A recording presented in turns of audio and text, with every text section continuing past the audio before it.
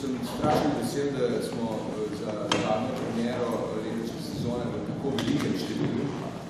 Zdi se mi enostavno velik privilegij. Mislim, da je tako krasen in velik sam.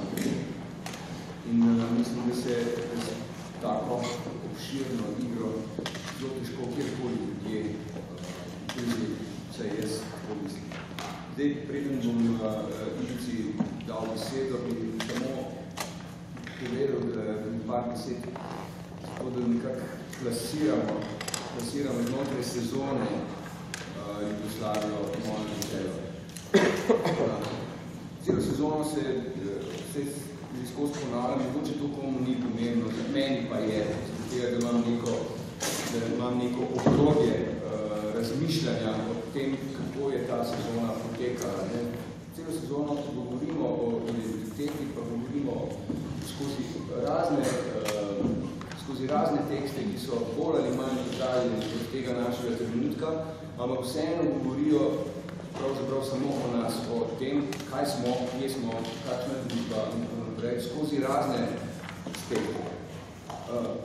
Če sledimo celo, vidimo, da smo šli od prve svetovne vojne pa do in potem do Iliade, ampak v tem drugem delu smo se postavili na dveh predstavah, ki se zelo natančno dotikati tega, kar smo zdaj.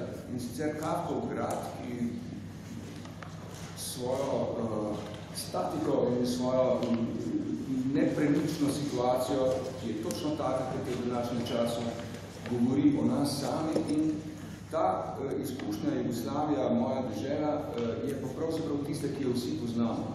In na njeni podlagi tukaj živimo in tukaj delamo. Vsaka stvar, ki se je dotaknemo, je v bistvu povezana s tem. In mislim, da ta čas in to raziskovanje časa in teh zadnjih balkanskih vojn govori zelo natančno o nas samih in o tem, ki zdaj živimo. Zelo sem vesel, da se je ideja, moram povedati, da je za sam roman, da bi roman postavil na oder, je Iličina. Jaz sem seveda strašno vesel, ker je prišlo do tega, te ideje in tako seveda so začela se pogovarjati o tem, kdo bi to dramatizacijo delal in neskončno sem vesel, da je to povzel sam avtor, ki je naredil več kot neko običajno dramatizacijo. On je svoj roman prepesnil v, tako kot sam pravi, scenarij za gledališko predstavo. On je filmar in se temu scenariju za gledališko predstavo zelo to pozna. Teče izredno gladko in zelo natančno spisana cela zgodba. Tako da vesel sem, da je tukaj francoski vitez z nami, ki bo ta zadnji vagon letošnje sezone pognal. Vesel sem, žal mi je, da danes ni Temiča z nami, on je tudi scenograf, ki je bil zadnjo največjo nagrado za scenografijo v Nemčiji, Fausta. On je nemški nekaj. Vesel sem, da tukaj Savič Gecan. Vesel sem, da bo glasbo pisal Rundek, ki se ga mogoče še spomnimo, ki je delal nože urah, ne? Ja. Svega in to več, ampak kratka poznal Hanta Alfara in vse ostalo, krasnega glasbenika. Tukaj se mi zdi, da je v tej predstavi, ker je več kot polovica teksta v jeziku, ki ni naš materin jezik, bo imela Tatjana Stanič in njeni pomočniki bojo imeli strašno pomembno vlogo. Mislim, da morajo, ali to bo Tatjana z veseljem povedala. Mojca Kranc je dramaturginja, rekla je, da so te osnove, da sem vse povedal, Sonda bo pa oblikovala luč, kar tako govori, ja, prav, ne, ja, Sonda. Ja, Robi, Istok ga poznate, vas bo matral In Robin je asistent tukaj tako. Ajde, prosti. Nisem si lista ven vzel, zato na pamet govorim, upam, da nisem tako pozabil, še pogledati, da ni telefon. Ja, pa pozdravil bi Benjamina Benetiča, ki ga tudi najbolj vsi poznate, ki se ste skupaj delali. Tako da, če sem koga pozabil, ne bi pa bo itek se pod samo postavil. Dobro, zdaj bi pa pot prepustil vodi vitezu obumetnosti gospodu Lici. Hvala, Igore. I literature, kad sam reći kod Mislim sam, da bi umjetnost je literature su naglasili i literature, tako da. Kako ima to razdelje? Kod njih je literatura i više od umjetnosti. Ako moraju je naglasiti jer kao posebno, jer nije uključeno. Jako mi veseli da radimo ovaj projekt, kao što je rekao Igor o njemu, koliko se već 2 godine, za prvog trenutka, kad si došao smo razgovarali, meni se činilo zapravo od kad radim u drami i puno smo puta razgovarali koliko nam nedostaju priče. Mislim, priče u našoj sredini. I zapravo tu privilegiju koju ima film pa si sam i naručuje scenarij i radi, mi u teatru smo nekako kao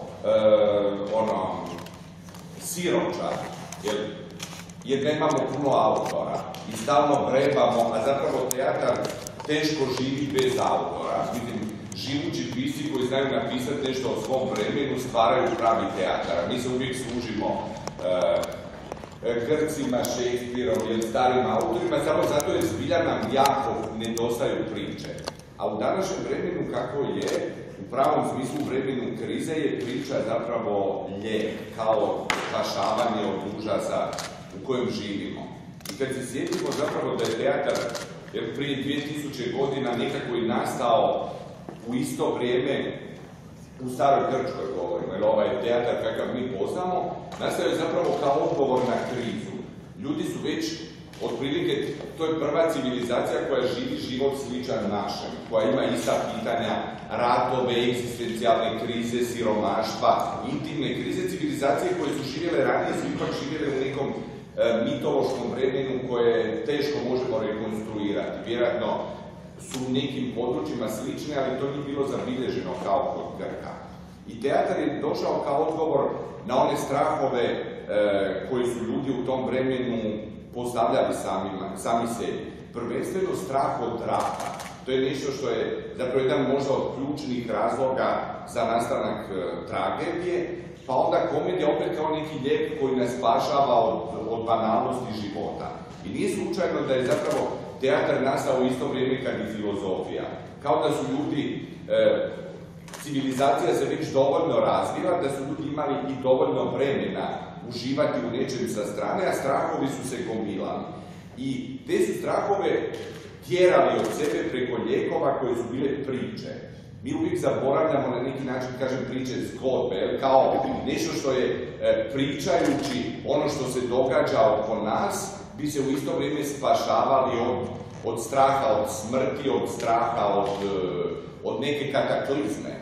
I čini mi se zanimljivo kad se uđe u te stare spise, danas smo uvjereni da živimo u tako ekskluzivnom vremenu da će kraj svijeta se sigurno s nama dogoditi. Toliko je sve strašno, a zapravo zaboravljamo da su to ljudi mislili otkad postoje. Da je apokalipsa bila ekskluzivna za svako vrijeme. I zato je važno da postoje pisci koji znaju nama dati materijal s kojim mi možemo izaći pred publiku. A čini mi se i zapravo jako patim vrlo često zbog toga, jer takvih pisaca ima jako malo, realno pogledajmo, koji znaju točno ono što se u našem vremenu događa, ne samo zabilježiti, to rade novine, televizija, svi mediji, nego znaju iz tih banalnosti u kojima živimo svaki dan, od buđenja, higijene, kave, doručka, rada, povratka kući, zapravo ispada da živimo neki tako banalan život jer on ima smisla. A onda se ovi trenuci koji su privilegirani u teatru, zapravo u životu kad bi sve stavili vlastite, bi možda bili dosta za jednu predstavu. Neka ljubav, pa patnja, prekid ljubavi, pa vjenčanje, pa djeca, ali to sve stane zapravo i nedramatično, jer to su lijepi događaji. I onda postoje autori koji znaju iz tih svakodnevnih fragmenata napraviti nešto što nas potpuno prenerazi. Učini nam se, pa kako je moguće da u ovoj stvarnosti u kojoj mi živimo, da postoje ti paralelni gradovi. Znači, evo kao naša ova Ljubljana o kojoj govorimo sa ustajanjem doručkom poslom, je zapravo ista kao i Vojnovićeva Ljubljana. To je fascinantno. Ili, s obzirom, vrlo često sam to govorio za Tomaža Šalomona, koji je Ljubljanu učinio, recimo, kao New York u tim relacijama. Kad se čita, njegova Šiška je tako uzbudljiva, u njoj se događaju takvi fantastični događaji, takvi preljubi, njome lete neki fantomi i u takvom gradu je uzbudljivo živjeti. Jer grad bez takvih pisaca je zapravo mrtav grad. A Vojnović je jedan od pisaca koji, čini mi se, ima ovaj grad uzbuđen, pokazuje ga na nekoj paralelnoj razini, pa čak i prizori, recimo, pored kliničkog centra, odjednom to postaje kao nekakav filmski prizor i taj dio odjednom na njega bacimo posebno svjetlo. To više nije ovaj naš, pod navodnike, banalni svakodnevni grad, nego odjednom dobije neku posebnu dimenziju. I kad sam pročitao roman, moram priznati da sam u početku sa samim naslovom čak imao laganu predrasudu, jer sam mislio da je to roman koji nastaje na valu neke opće nostalgije koja je nakon dugo godina se odjednom probudila, pa se, međutim, već prve stranice su bile potpuni šok, pa tek onda do kraja taj roman je u međuvremenu ovih par godina, sad je već prošlo 3 od nastanka, da, zapravo skoro je i 4, je jedan od rijetkih koji je doživio prijevode na svim ovim jezicima kojima je sad već teško nazivati imena i zanimljivo da je preveden i u Zagrebu i u Beogradu, mislim da je u Sarajevu sad čak, moram da taj zadnji podatak ne znam, mislim da se prevodio. Što je potpuno jedan neobičan podatak, jer da je, to se ne događa tako često da se romani prevode tom brzinom, i pogotovo da su svi imali potrebu ga prevesti u svoj jezik. Upravo naglašavajući koliko je, recimo, borba za jezik i priču neka borba za to o čemu se govori u romanu. I ono što je frapantno, zapravo u čitanju shvatimo da ona, i o tome ćemo razgovarati što je zapravo ideja naše predstave, ne toliko, i to smo pričali sa Goranom, ne toliko napraviti dramatizaciju romana. I s tim smo se jako mučili, on je napisao par varijanti i zapravo sve do finala, do ove, nekako nitko od nas nije bio do kraja zadovoljan. A zašto? Zato je roman ima toliko bogatstvo da ga je teško prebaciti u teatr. I svi su odmah rekli da to je fantastičan filmski materijal jer je Goran filmač, ali zapravo nije za teatr. I onda se on sam zainatio u toj zadnjoj varijanti, rekao pa treba napisati zapravo, i mislim da ovo je puno više teatarski komad nego adaptacija romana.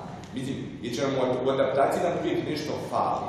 A ovo je komad koji je, mislim, ako bi ga dobili ovako, on je drama, apsolutno. I zapravo ima po svim pravilima pisanja teksta je to uzbudljiv dramski tekst. Sad, pitanje veliko u tom, sad što nas zanima, roman je zapravo vjerojatno najpoznatiji, najčitaniji roman, barem prema podacima, ono što znam u Hrvatskoj, jedan od najposuđivanijih romana u knjižnicama, što već govori i bi izašao već nekoliko izdanja. U tom romanu ima nešto što čini dobru i, ja bih rekao, plemenitu fikciju. Teško je reći za nešto veliko dok je tako svježe. Mi iz literature se ne usudimo, treba nam puno vremena da sami sa sobom raščistimo, je li ipak neki roman velik, ali je vruć. I to je ono što smo u početku govorili, ta činjenica da se on sastoji od toliko fenomenalnih malih pričica nas dovodi do toga da smo odlučili da ga radimo na sceni. Sad, naš scenski, kao što vidite, tako smo ogromna. Postojala je varijanta da radimo ili nešto na nekom skučenom performansu, ali smo onda rekli, ovo je na jedan određen način epska drama, koliko god je intimna. Epska jer ocrtava jedno vrijeme koje nije samo ovo vrijeme koje počinje ovdje, od 80-ih pa recimo do danas, nego je to neko vrijeme koje je fikcionalno vrijeme. I velika razlika ljudi koji pročitaju, to sam recimo razgovarao sa hrvatskom ministricom kulture koja je isto profesorica književnosti, rekla je koliko ju je fascinirao taj roman, da zapravo ta Jugoslavija iz naslova, i to je ono što je najzanimljivije, to nije zemlja Jugoslavija. Dakle, to nije niti socijalistička federativna republika Jugoslavije, nije ni kraljevina Jugoslavija, nego je to je zapravo Atlantida, izmišljena zemlja. Jer nije riječ o nekadašnjoj Jugoslaviji, nego je riječ o današnjoj Jugoslaviji. A današnja Jugoslavija nije zemlja više, kao što zamislimo. Dakle, ona je potpuno imaginarni iluzija zemlje. Sad, što znači na današnjim, kad vidimo onim političkim mapama, pa su različite zemlje, preko toga postoji kao onim starim hollywoodskim filmovima još jedna ekstra mapa. Sjećate kako su se ucrtavale one još u crno-bijelim, preko kao nekog teritorija, postoji neki drugi teritorij. Zato je upoređen sa Atlantidom. I sad, što znači taj teritorij, to je ono što će nas najviše zanimati. Znači, ni u kojem smislu onaj geografski, politički, nego što je danas taj mentalni, imaginarni teritorij te zemlje. Ja mislim da prije nego što uopće počnemo raditi na tekst, moramo prije svega u sebi pronaći te elemente takve Jugoslavije. Mislim da s tim počinjemo rad na predstavi. Što zapravo Jugoslavija je za nas? Jer to je veliko pitanje. Znači, ne ulazimo u ovu historijsku, geografsku, nego što... I tu postoji, recimo, jedno veliko pitanje koje se nametnulo u prijevodima. To je ono što će Tatjana. Recimo, hrvatski prijevod romana se zove Hrvatska moja domovina. Što? Hrvatska moja domovina, a srpski prijevod je... Što sam rekao? Jugoslavija, pardon. A u srpskom je Jugoslavija moja država. Tu već nastupa jedno veliko odstupanje i u Hrvatskoj gomili kritika, jer književnik se kaže vrlo je promašeno nazivati to Jugoslavija moja domovina, nego je upravo jer dežela postoji u hrvatskom jeziku zadnjih 20 godina, ali u riječnicima, ali kao riječi slovensko. Jedna od riječi koja se ustavila u riječniku, koja zapravo postoji, recimo kad se kaže u dnevniku na televizijama, u deželi, znači to je, zna se da je to dežela, ne može biti ništa drugo osim Slovenije. Znači riječ je ušla skroz i to je jedna od rijetkih riječi koja se potpuno filtrira. Sad, upravo to. Znači, to je postao nekakav... Sad, ako se kaže domovina, to je već... prevoditelji su opisivali dosta, jer su bila dva prevoditelja koji su izvrsni, jer je roman odlično preveden, da su se jako mučili sa tom sitankom šta znači. I njihovo objašnjenje da je domovina ide možda na ovu stranu ovo što mi želimo dobiti u predstavi. Dakle, da nije riječ isključivo o Sloveniji, dakle o slovenskom poimanju, nego da je riječ o puno imaginarnije, znači koji se može odnositi, ali ne u smislu državljanstva, nego u smislu čitaoca. Znači, to je čitaočeva. Taj čitalac može biti, ako roman preveden, ne znam, na engleski ili njemački, Njemac ili Englez, za njega se odnosi ta oznaka Jugoslavija moja, dežela, domovina, ili što mi. I to mi se čini jedno dosta zanimljivo objašnjenje koje nas malo diže nas na jednu razinu iznad, znači pristupam ovom dijelu kao bogatoj, raširenoj fikciji u kojoj ima puno materijala, znači nije nam želja oživljavati nostalgiju, nego stvoriti tu novu zemlju. To je veli, ako hoćemo se izraziti tim. Dakle, ta zemlja danas postoji u našim maštama. Znači, riječ je o Jugoslaviji koja postoji danas, ali postoji u mašti. I meni je zanimljivo ono što ćemo raditi u početku je vidjeti koliko se razlikuju percepcije onog što mi smatramo sebi Jugoslavija. Zbog toga ćemo u prvim probama probati sebi označiti, recimo pogotovo važan aspekt toga je popularna kultura. Već u tome, kad kažemo recimo, prvo pitanje, recimo, kad kažemo jugoslavenska muzika, šta spada u jugoslavensku muziku? Evo, najbolje, kad postavim pitanje, recimo, što iz slovenske muzike spada u jugoslavensku? To je vrlo važno pitanje. A šta ne spada, recimo? Lačni Franc. Šta je? To su, recimo, pitanja koja nas... Buldožer. Video Seks. Lajbak. Pankovi. Novi Vani. To je, sad, kad krenemo to dobično, recimo što iz srpske spada u jugoslavensku? Novi Vani. DKV. Da. Ali Lepa Brena, što kaže. Da. A recimo sad samo što ne bi Mitar Mitić. Recimo, uvijek nam je... Ne može nam niko... Recimo, probajmo sad pronaći šta iz, na primjer, šta iz slovenske, hrvatske ili srpske ne bi spadalo u jugoslavensku. A da recimo ipak pripada nekako, da je nastalo doba te realne Jugoslavije.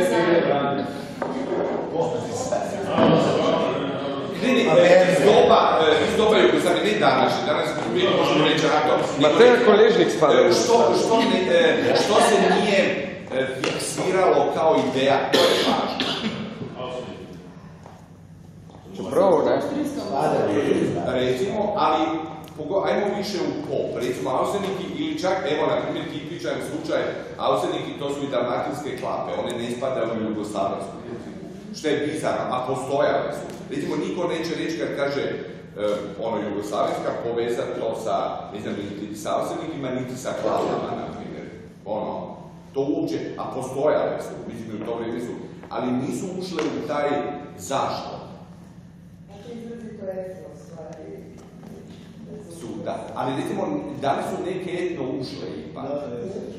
Šta je ušlo na primjer? Šta je apsolutno spada, recimo, mi govorimo sad samo o emotivnom, to je važno, znači, ovdje i onako smo na području, fikcije, pa ne govorimo, znači, sad da kažemo s pečatom, ovo što kažemo istina ili ne, to je više. Recimo šta, ali bilo duše nije etno, recimo da je to više recimo od etno, recimo ovo što bi, recimo rekli kao klapa i Auseniki, recimo, nisu, a šta je, recimo, od etno?